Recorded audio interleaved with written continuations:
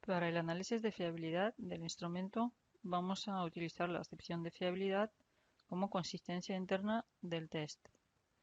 Hay diferentes procedimientos y estrategias de análisis para poder calcular la fiabilidad relativa, pero dado al tipo de datos de los que disponemos, es decir, nuestra matriz de datos es dicotómica porque se basa en acierto-error, que hemos codificado como 1 y 0, tenemos una base dicotómica y son resultados de una prueba de rendimiento. Por lo tanto, hemos de aplicar el coeficiente alfa de Cronbach y su particularidad, que es el procedimiento de cálculo de Q de Richardson 20, KR20.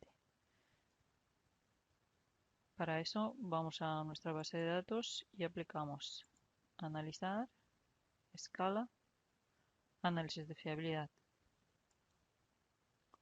Seleccionamos las variables que corresponden a la escala corregidas, las pasamos a la ventanita de la derecha que pone elementos. En primer lugar, escogemos modelo alfa. Debemos marcar unos estadísticos descriptivos para la escala. Nos permitirá determinar la calidad de los elementos y cómo influyen cada uno de los ítems, cada uno de los elementos en la consistencia interna del test. Y aquí damos a continuar. Aquí damos a aceptar. Nos apareció una ventana de resultados en la que nos interesa ver esta tabla donde pone alfa de Cronbach. Este valor es el que tenemos que trasladar en la plantilla de resultados donde nos pide el coeficiente alfa de Cronbach. Sería aquí y es 0,609. Dado que la plantilla tiene casillas automáticas, aquí un poquito más abajo, a través de coeficiente de fiabilidad relativa, nos permite observar cómo varía la fiabilidad absoluta de este instrumento. Entonces podemos observar error estándar de medida en función de nuestro nivel de fiabilidad y aquí también automáticamente está ya introducido la desviación típica con los datos que habíamos introducido antes en la casilla de desviación típica de esta escala. Entonces, a partir de aquí debemos valorar qué nivel de fiabilidad de prueba tenemos y si la escala, es decir, este instrumento es fiable o no fiable y tomar la decisión. Además de este procedimiento de fiabilidad, podemos calcular la tabla, podemos calcular el coeficiente de fiabilidad Spearman-Brown, que se calcula de esta manera, y también de dos mitades.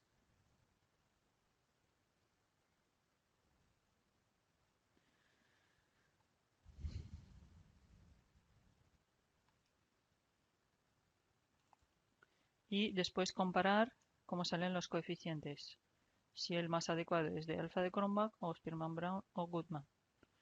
Para poder insertar la tabla de resultados que debemos resultar aquí más abajo, tenemos que escoger esa tabla desde los resultados que hemos obtenido. Cuando hemos marcado los estadísticos descriptivos de la escala, se ha generado esta tabla, estadística de total de elemento. Es esta la tabla que tenemos que copiar. Entonces le damos un clic, un botón derecho y copiar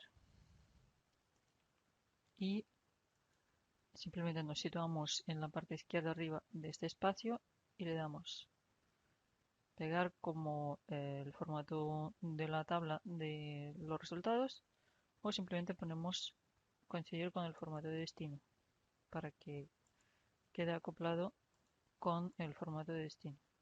Entonces aquí tenemos los valores y vemos este valor ya lo habíamos interpretado cuando hemos hablado de homogeneidad de cada ítem, correlación total de elementos corregida.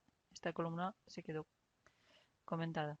Ahora nos interesa esta columna, alfa de Cronbach, si elemento se ha suprimido. Es decir, nos da el valor del alfa de Cronbach Es decir, este valor de fiabilidad de coeficiente de consistencia interna de la escala si eliminamos elementos. Por ejemplo, al eliminar primer elemento de la escala,